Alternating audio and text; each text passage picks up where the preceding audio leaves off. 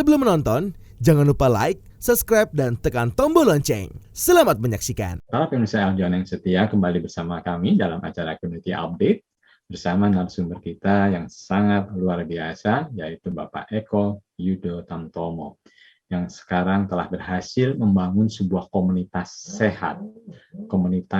sehat paripurna, yang tidak memerlukan banyak biaya, yang tidak memerlukan banyak bantuan dari luar, kecuali bagaimana kita merubah cara pandang kita terhadap asupan yang kita akan gunakan untuk metabolisme tubuh kita menjadi sehat dan mandiri. Baiklah Pak Eko, kita lanjutkan. Jadi artinya Bapak yakin bahwa pendekatan komunitas itu jauh lebih baik dibanding pendekatan yang sifatnya mungkin sangat komersial, yang sifatnya sangat singkat, tapi perlu waktu untuk merubah cara pandang, merubah kebiasaan kita ya, melihat sebuah menu, bagaimana bisa kenyang, bagaimana bisa sehat. Pernah saya mendapat satu katakanlah kredo, makan nikmat berbeda dengan makan sehat. Tapi kredo berikutnya saya agak bingung nih, makan nikmat tidak selalu sehat, makan sehat tidak terlalu nikmat. Nah, apakah betul Pak kredo? Betul Pak. Gimana Pak Eko? Jadi begini Pak, selama ini kita banyak terindoktrinasi dengan pola makan yang menarik buat mata dan menarik buat lidah. Sehingga di zaman modern ini ada istilah baru yang namanya wisata kuliner. Jadi betul, kita Pak. mendatangi suatu tempat, mendatangi ke suatu tempat, selain melihat budayanya atau suasananya, kita juga ingin menikmati makanannya. Dan itu nampaknya kadang-kadang yang seharusnya menjadi prioritas 3 dalam suatu perjalanan wisata, justru sekarang menjadi prioritas pertama, Pak. Dan ini merupakan kesalahan. Akibatnya orang selalu beranggapan bahwa apabila ke suatu tempat, motivasinya untuk makan, bukan untuk menikmati. Seharusnya bagaimana suasana dari suatu daerah atau wilayah itu. Itu kan bagian dari wisata sebenarnya. Wisata, tapi artinya wisata kuliner sebetulnya sah-sah aja dan baik-baik saja Pak ya, kalau kita tahu unsurnya atau porsi itu gimana? Ya. Tetapi pada dasarnya saya ingin menjelaskan bahwa sebenarnya ada kesalahan cara berpikir yang keliru dalam melihat wisata kuliner itu. Wisata kuliner itu digunakan untuk memanjakan lidah. Memanjakan kita lidah. Merasa nyaman. Ya, untuk merasa nyaman.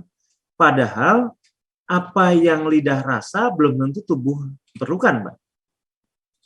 Apa yang lidah rasa, yang nyaman itu belum tentu merupakan sesuatu yang tubuh perlukan. Tubuh itu sebenarnya memerlukan sesuatu yang sederhana saja. Yaitu, sekali lagi, tubuh terbuat dari hampir 100% kalau dilihat dari bahan pembentuk sel itu, Pak, itu 100% protein. Nah, maka kita harus mengedepankan bahwa untuk merawat yang dibutuhkan protein. Karbohidrat hanya sebagai sumber tenaga. Cuman permasalahannya, masyarakat tidak pernah mengidentifikasi apakah makanan yang kita makan itu adalah protein atau karbohidrat. Saya akan berikan contoh. Apakah yang namanya karbohidrat itu? Orang selalu mengatakan, oh ya, ini saya makan nasi. Maka karbohidrat, roti, karbohidrat, tepung-tepungan, karbohidrat, umbi-umbian, karbohidrat. Setelah itu lainnya, oh enggak, itu vitamin, mineral, dan sebagainya. Sebenarnya keliru besar. Itu kekeliruan besar yang luar biasa. Karena kenapa? Ternyata karbohidrat adalah sebuah nama dari 2 jenis gugus kimia yang berbeda. Yaitu karbohidrat dari kata karbon dioksida dan hidrat dari air, CO2 dan H2O. Cuman permasalahannya untuk menyatukan kedua ini dan bentuk karbohidrat diperlukan suatu proses. Apa namanya? Proses fotosintesa. Artinya, semua produk yang dari tanaman adalah karbohidrat. Dari akarnya, dari batangnya, dari daunnya, dari buahnya, sampai ke bijinya, itu adalah karbohidrat. Artinya, semua tumbuhan itu karbohidrat, apapun namanya. Buah-buahan, karbohidrat. Apakah itu biji-bijian, karbohidrat. Sayur-sayuran, karbohidrat. Semua daun-daunan, karbohidrat. Apapun yang kita makan, itu berpotensi membuat orang kelebihan glukosa. Karena pada saat begitu masuk, dia akan menjadi glukosa. Apabila tubuh di satu titik tidak mampu lagi menahan dan menampung glukosa itu, orang akan mulai kena penyakit. penyakit di mana terjadi semacam kekacauan metabolisme karena kelebihan gula. Nah, identifikasi ini seharusnya masyarakat mengetahui bahwa mereka sebelum berwisata kuliner, mereka harus punya kemampuan mengidentifikasi apakah makanan ini karbohidrat atau protein. Apabila mereka salah dalam mengidentifikasi, maka mereka akan masuk dalam jurang penyakit yang semuanya menganga banyak sekali. Dan semuanya penyakit degeneratif. Nah, saya baru-baru ini menemukan suatu yang aneh mengenai orang yang autoimun. Orang-orang yang terkena sirosis tapi bukan karena hepatitis B, Pak. Biasanya orang sirosis, pengerasan hati, itu karena hepatitis B. Tapi ternyata hanya karena keracunan karbohidrat. Karena kenapa? Pada saat asupan karbohidratnya dikurangi banyak sekali, justru mulai membaik. Sirosisnya mulai menghilang sedikit demi sedikit. Dan ini cukup menarik buat saya, dan ini akan menjadi analisa saya terus-menerus, bahwa banyak penyakit manusia terjadi karena mungkin saja saya saya tengarai mungkin ini karena karbohidrat yang keliru identifikasinya. Nah, tubuh manusia itu punya kemampuan dalam menyembuhkan dirinya sendiri sebenarnya. Tetapi saya akan berikan dari contoh yang mudah, dari suatu kasus mudah. Rata-rata semua tenaga dokter, terutama untuk dokter yang punya kemampuan bedah, itu akan selalu mensyaratkan orang-orang yang hendak dibedah itu harus punya gula yang di bawah 150. Kenapa? Karena ternyata gula itu punya sifat mendegeneratif. Kemampuan tubuh dalam memperbaikinya diri sendiri itu menjadi berkurang karena adanya gula, menjadi punya glukosa itu. Jadi oleh karena itu diperlukan glukosa yang sangat rendah apabila kita ingin memperbaiki diri sendiri, ingin sembuh. Saya berikan contoh. Bapak kalau andai kata tersayat sedikit atau mungkin lecet, mungkin 2-3 hari kemudian sudah sembuh. Sudah menutup lukanya dan sudah kembali seperti semula. Itu adalah kemampuan tubuh meregenerasi, memperbaiki dirinya sendiri. Bagaimana dengan tulang? Sama.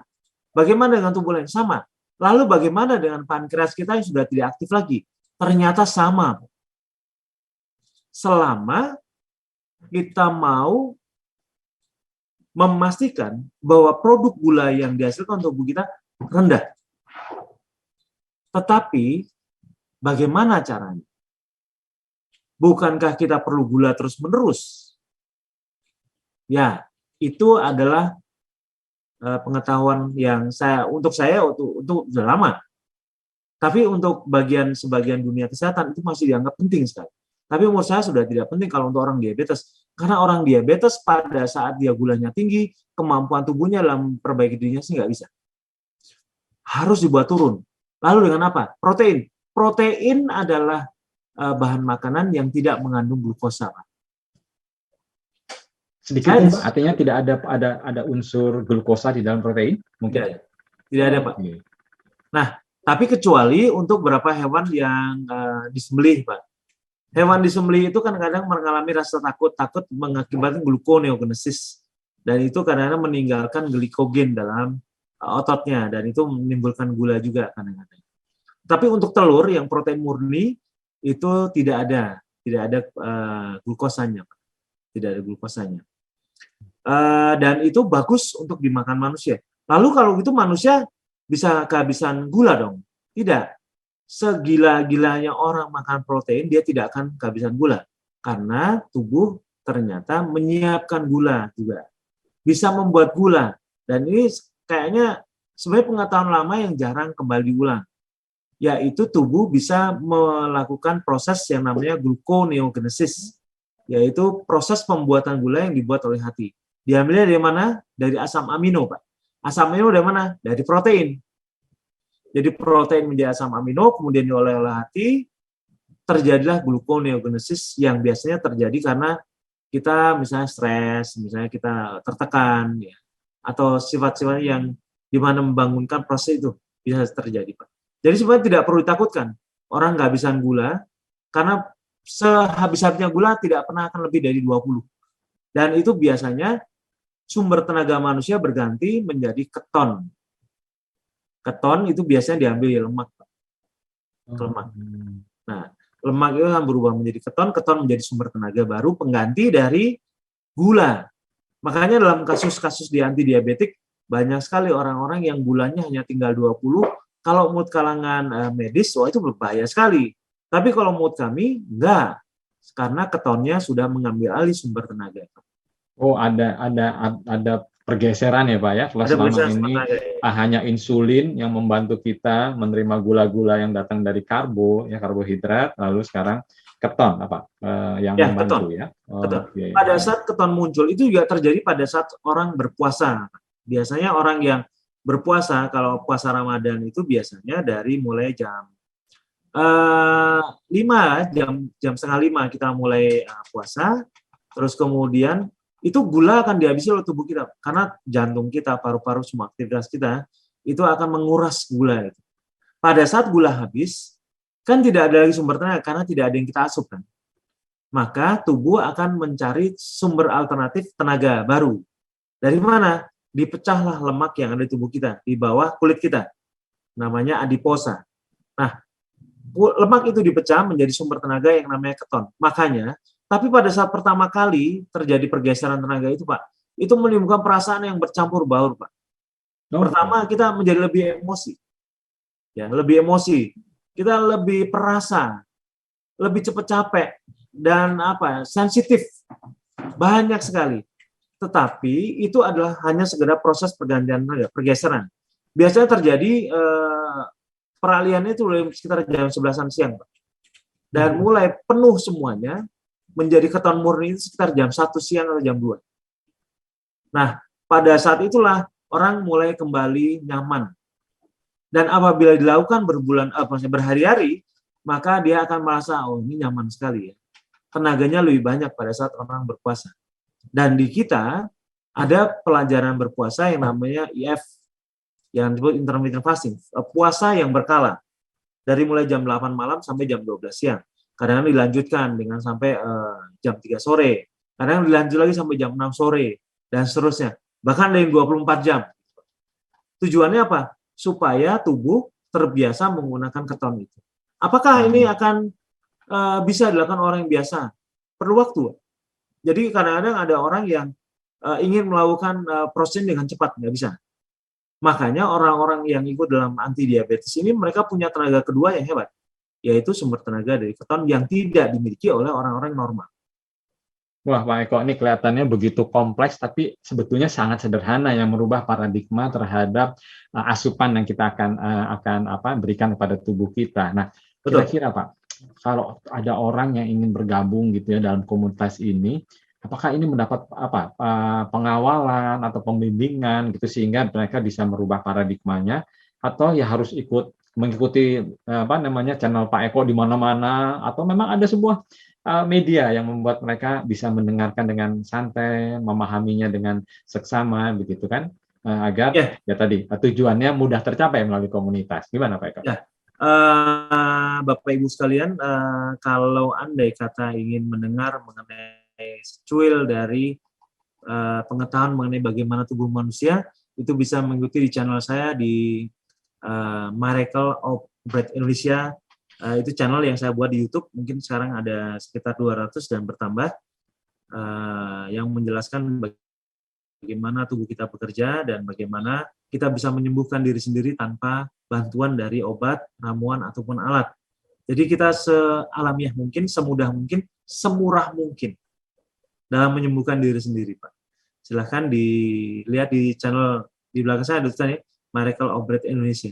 Indonesia. Terus ada satu, karena saya dengar ada WA group yang artinya bisa ikut dengan mudah ya, diikuti pesan-pesan satu arah dari Pak Eko atau dari para mentor kita yang bisa membantu memahami tentang bagaimana paradigma baru, program IF, intermittent fasting, pola olah nafas dan seterusnya yang lebih memudahkan, Pak. Artinya tidak harus ikut channel YouTube kan, karena Bapak banyak sekali kegiatan-kegiatan, tapi ada WA group yang bisa dengan mudah ya Kak, karena zaman sekarang hampir semua orang punya handphone ya, smartphone yang bisa digunakan untuk mengikuti bimbingan atau pencerahan dari WA group atau apapun namanya.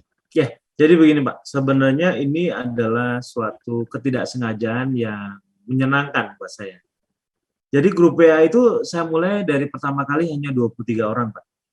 Oh, 23 orang saja ya. 23 orang. Dan Kalau semuanya penderita degeneratif ya? semuanya penderita degeneratif Pak. Dan terutama adalah sakit diabetes. Dan saya hanya waktu itu berpikir bahwa dulu saya punya kelompok offline, tapi semasa pandemi itu kan ditutup Pak. Karena Oh, iya. kebijakan rektor, saya melatih di Universitas Tanjung Pura. Oke, Universitas Tanjung Pura Pura ya. Kalimantan di Pontianak.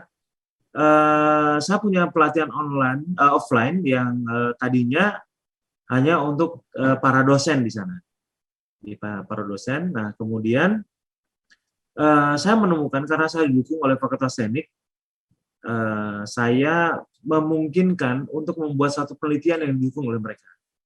Ternyata pola makan, pola pernafasan, pola puasa itu mampu mengurangi indikator-indikator buruk dari kimia darah kita. Nah, ini mungkin pengobatan holistik. Nah, kemudian pada saat itu ditutup karena tidak diperkenankan oleh rektor waktu itu, memang dia berusaha menjaga agar semua orang tidak tertular, maka saya coba untuk online ini. 23 orang pertama kali. Oke, jadi merubah latihan di kampus menjadi apa pembimbingan atau apa namanya pencerahan melalui WA group gitu Pak ya. Betul, betul. 23 orang dan itu kebanyakan dosen atau kebanyakan dari Justru masyarakat? yang online itu justru orang di luar pulau, Pak. Justru orang di luar pulau. Berarti yang 23 orang itu ada 23. sebagian dari luar pulau. Mungkin kalau saya lihat 70% orang luar pulau. Oke, alhamdulillah berarti teknologi membuat pendekatan luar biasa komunitas sekali. begitu sangat luar biasa ya. Artinya pesan-pesan yang ingin disampaikan kepada orang yang ingin sehat paripurna itu menjadi lebih mudah sekali dan lebih murah ya Pak ya. Betul. Dan sampai saat ini sudah terus bergulir ya, artinya dengan 180 angkatan itu tetap dalam pola-pola menggunakan WA group ya. Ya, saya selalu minta kepada mereka, saya akan buatkan link kepada Bapak Ibu sekalian. Kalau andai kata pengetahuan ini memang ternyata membuat tubuh Bapak memang terbukti sembuh, tolong bagikan ini kepada orang yang mungkin saja ingin sembuh. Ingin menikmati bahwa sehat itu ternyata menyenangkan. Nah, kemudian bergulirlah dari 23 orang itu menjadi 50, menjadi 100, kemudian menjadi setiap bulan kita bisa menerima paling banyak itu 1.500 orang, Pak. 1.500 orang ya untuk bisa masuk dalam WA group komunitas kesehatan ini, Pak ya. Nah, Pak, saya mau nanya sedikit lagi tentang istilah atau nama yang Bapak berikan. Pasti Bapak sebagai founding father punya punya roh atau punya sesuatu yang memberikan nama MOBI, Miracle of Bread gitu ya. Artinya apakah ini betul-betul bread ini menjadi rohnya atau tulang punggungnya dari kegiatan komunitas ini, artinya olahraga pernapasan, atau menjadi sebuah trademark semata gitu? Oh ya, jadi MOBI itu dulu namanya MOB, hanya Miracle of Breath, jadi keajaiban pernapasan. Tapi pada saat beberapa teman yang ikut membantu mendirikan ini, waduh, kok saya nemu banyak banget yang nama MOB di internet ya. Akhirnya disebutlah MOBI dengan pakai Indonesia. Tapi penamaan itu bukannya tanpa dasar, Pak. Kalau andai kata kita melihat pernafasan kita memang sangat ajaib. Saya setelah melakukan banyak pengamatan dan mengujinya sendiri, berdasarkan masukan-masukan dari teman-teman, tentu saja yang sepaham dengan saya, yaitu ternyata setiap tarikan nafas kita yang diatur dan dimanajemen dengan baik, ternyata mampu membuat berapa kimia darah berubah menjadi baik. Saya berikan contoh. Ternyata gula kita bisa turun. Sampai yang paling banyak saya lihat 150 poin untuk orang yang diabetes, Pak. Tapi 150 poin ya, tanpa obat, tanpa obat. Hanya dengan memanajemeni pernafasan itu dalam bentuk latihan. Kemudian untuk itu kita lihat sampai 100 poin. Sedangkan kalau asam urat itu yang banyak sampai 4 poin ke bawah, turun ke bawah. Dan itu bagus sekali menurut saya. Ternyata keajaiban-keajaiban itu terjadi di sekitar 70 jenis kimia darah. Karena pernah kita buat satu pengamatan, tentu saja untuk orang-orang yang punya kemampuan untuk bisa melakukan uji lab sebanyak itu, Pak ya, karena itu mahal ya. Iya. Kalau andai kata kita sendiri, waduh kita pusing juga. Jadi ternyata kimia darah orang yang sebelum latihan dengan sesudah latihan setelah sekian bulan itu banyak sekali mengalami hal positif. Jadi sebenarnya paru-paru kita banyak menyajikan keajaiban-keajaiban setiap hari yang tidak pernah kita rasakan. Nah, ada fasilitas tapi nggak digunakan gitu, Pak ya? Benar. Oke. Kita hanya menganggap, ngapain saya dari kecil sudah bernafas, ngapain harus latihan. Padahal kalau kita di manajemen dengan baik, pernafasan itu menolong kita dalam banyak faktor kesehatan kita, Pak. Oke. Iya. Bahkan kadang-kadang aneh ya, orang yang hepatitis bisa sembuh dari pernafasan, malah itu satu penyakit virus yang menurut sebagian dokter itu tidak bisa hilang. Tapi dengan pernafasan bisa, yaitu dengan cara menaikkan pH. Ternyata pada saat kita memasukkan oksigen ke dalam darah, ya fusi ya. Jadi sebenarnya memasukkan oksigen dalam paru-paru, di paru-paru kan banyak sekali yang namanya saluran darah, Pak. Ya, alveolus itu ya. Memfusikan oksigen ke dalam hemoglobin. Pada saat peningkatan oksigen ke dalam hemoglobin itu makin banyak, pH kita akan naik. Dan ternyata orang-orang yang sakit degeneratif rata-rata pH-nya menurun perlahan tanpa disadari. Padahal seharusnya pH normal itu 7,35. Tapi faktanya orang-orang yang diabetes, orang-orang yang sakit itu selalu rata-rata pH-nya di 5. Jadi artinya dalam kondisi tidak sehat rata-rata tubuh kita lebih asam ya. Benar. Dan andai kata kita melakukan latihan penarikan nafas dan buang nafas ini, di manajemen sedemikian rupa, maka pH kita akan naik dan kesehatan kita akan terdorong naik, Pak. Itu sama dengan tanaman. Kenapa ada tanaman yang tidak sehat, kurus, ada tanaman yang gemuk? Selalu dilihat dari pH tanahnya, Pak. pH tanahnya bagus, tanamannya pasti subur. Oke, baik, Pak Eko. Ini kelihatannya waktu juga nih yang akan memisahkan kita. Mungkin ada closing statement yang bisa membuat orang sadar nih dengan paradigma baru bagaimana dengan asupan yang memang betul-betul dibutuhkan oleh tubuh. Sehingga secara perlahan-lahan mereka menyadari bahwa pentingnya arti asupan.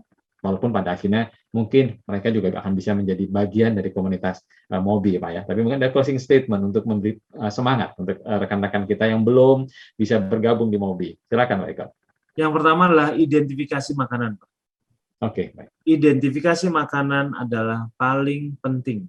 Kita harus mengetahui berapa ini proteinnya dan apa yang disebut protein itu. Apa itu yang disebut karbohidrat dan apa saja penjelasannya. Itu yang pertama. Yang kedua, 3 pilar untuk manusia tetap sehat adalah protein yang tinggi, karbohidrat yang rendah, dan pH yang cukup tinggi, Pak. 3 pilar itu yang kami pegang dan menjadi pilar-pilar utama untuk memastikan bahwa orang untuk bisa sehat, bisa sembuh, tidak perlu biaya. Tidak perlu biaya, tetapi perlu keyakinan dan paradigma yang baru kelihatannya ya. Karena selama ini rasanya yang penting kenyang. Dan kenyang biasanya diwakili oleh karbohidrat yang tinggi gitu ya. Bisa dari nasi, bisa dari gandum ya dalam bentuk mie, bisa dalam bentuk tepung-tepungan yang lain ya Pak Eko ya. Betul. Baiklah pemirsa Eljon yang setia, akhirnya kelihatannya waktu juga yang memisahkan kita dengan narasumber yang begitu sangat istimewa, yang mungkin satu saat kita akan undang kembali untuk memberikan pencerahan lebih jauh tentang bagaimana sih program Mobi bisa dilaksanakan, karena tadi beliau sudah menyinggung sedikit tentang olah nafas, tentang intermittent fasting, bagaimana nanti dengan pola makan yang baru. Nah, kelihatannya banyak hal yang masih perlu kita gali bersama Pak Eko, untuk bisa meyakinkan para masyarakat luas bahwa mari kita hidup sehat paripurna tanpa harus ya tergantung dengan banyak hal di luar tubuh kita. Karena tubuh kita sudah diciptakan untuk bisa beradaptasi, bisa melakukan sesuatu kebaikan dengan catatan asupannya harus tepat. Begitu Pak Eko ya?